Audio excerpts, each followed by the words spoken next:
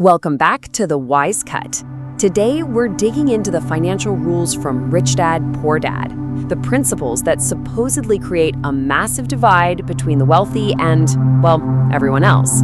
Let's get right into it. So, here's Kiyosaki's big idea to start us off. For most of us, our financial education is basically inherited from our parents. But what happens when that knowledge is, well, out of date? It's not their fault, of course. They just taught us what they knew. But this creates a powerful cycle where money habits, both the good and the bad, get handed down just like eye color. And that's the big question, isn't it? What if you weren't stuck with that genetic code? What if you could hit the reset button and learn a totally different set of rules for money? To break that cycle, you first have to see the trap. Kiyosaki's rich dad had a name for it, the rat race. And his whole point was that most of us are running in it without even knowing we're stuck. You know, Rich Dad didn't just lecture, he taught through real life. There's this story where a 9-year-old Kiyosaki wants to learn about money. So what does Rich Dad do? He puts him to work for 10 cents an hour, dusting cans. After a few weeks of feeling totally used and underpaid, Kiyosaki is about to quit. And that's when the lesson clicks. Rich Dad wanted him to feel that way. He let life push him around to teach him what it feels like to be trapped by a paycheck. And that feeling, that's the engine of the rat race. It's a vicious cycle, and it's powered by two massive emotions. First, there's the fear of not having enough money. That fear gets you to work hard at a job. But then the paycheck arrives and boom, greed kicks in. The desire for a bigger house and nicer car. This makes you spend more, which of course brings you right back to the fear of being broke. It's a perfect loop. So how in the world do you get out of this thing? According to Rich Dad, it all boils down to one incredibly simple yet crazy powerful rule. If you get this one concept, you pretty much get the whole game. Okay, this is it. This is the big one. You have to know the difference between an asset and a liability. And forget all the complicated jargon. It's this simple. An asset puts money in your pocket. A liability takes money out of your pocket. That's it, end of story. So let's follow the money, okay? An asset, think of a rental property you own or shares that pay dividends. It generates income. Every month, money flows from that asset into your pocket. It's income that you don't have to physically work for. The cash flow is positive. Now for liability. And this right here is where Kiyosaki says most people get it completely backward, especially with their biggest purchase, their home. If you live in your house, he argues, it's not an asset. Why? Because the money flows out of your pocket every single month for the mortgage, the taxes, insurance, repairs. The cash flow is negative. And here's the kicker. The rich acquire assets. The poor and middle class acquire liabilities that they think are assets. This quote from Ray Kroc, the founder of McDonald's, just nails the next big idea. Everyone thought he was in the hamburger business, but he wasn't.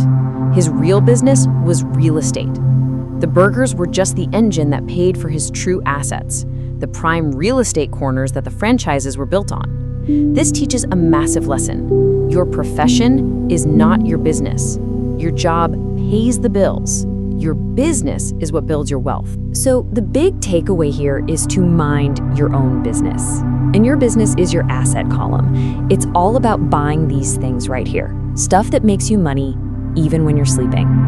The game plan is to keep your day job to cover your living expenses, but use any extra cash and time to build up this column of true assets. All right, so you're focusing on assets. What's next?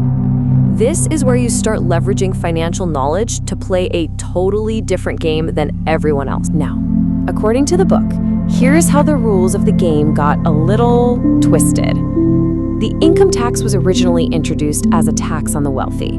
But over time, the government's need for money grew and grew, and eventually, the tax burden trickled down to the middle class and the poor. So the very law that was supposed to target the rich ended up hitting the people who voted for it the hardest. So what was the response from the rich? Well, they used their financial intelligence. They embraced the power of the corporation. As you can see, a corporation isn't a big building or a factory. It's just a legal file folder, a document. But it's a document that gives you some incredible advantages, with the biggest one being a lower income tax rate compared to what individuals pay. The book calls this one of the biggest legal secrets of the wealthy. This is where it gets really fun. True financial intelligence isn't just about saving or investing. It's about literally inventing money. Take this simplified example from the book. Kiyosaki finds a distressed house worth 75 grand, but it's on sale for just 20. He finds a lender for the $2,000 down payment, immediately advertises the house for $60,000 and finds a buyer. Just like that, in a flash, he created $40,000 in profit using an idea and almost none of his own cash. Your mind becomes the real asset. And that leads to another huge mindset shift. Work to learn, don't just work to earn. Instead of always chasing the next pay raise, maybe you should chase jobs that teach you high-value skills. Things like sales, marketing, negotiation, leadership. Kiyosaki argues that being too specialized can be a trap. The goal is to learn a little about a lot, because those skills are the real long-term assets you'll carry with you forever. Look, having all this knowledge is great, but it's pretty much useless if you don't act on it.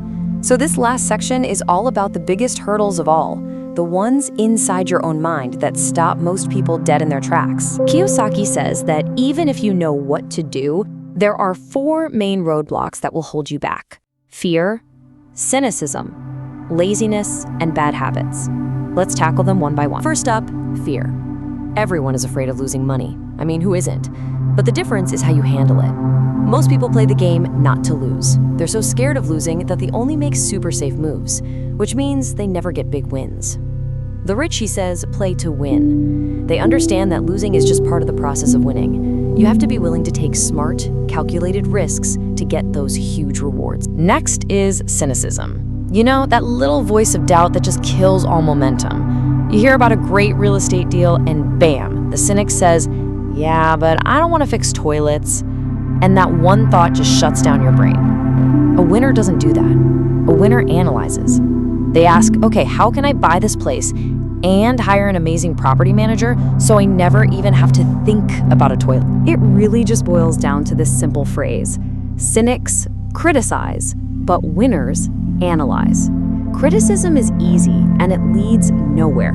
Analysis opens up a world of possibilities and solutions that critics will always miss. And a cure for laziness? According to Rich Dad, it's actually a little bit of greed.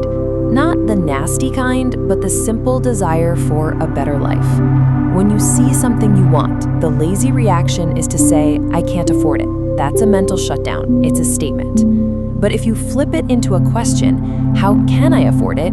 It forces your brain to wake up, get creative, and find a solution. It's a mental workout. And finally, your habits will determine your financial future.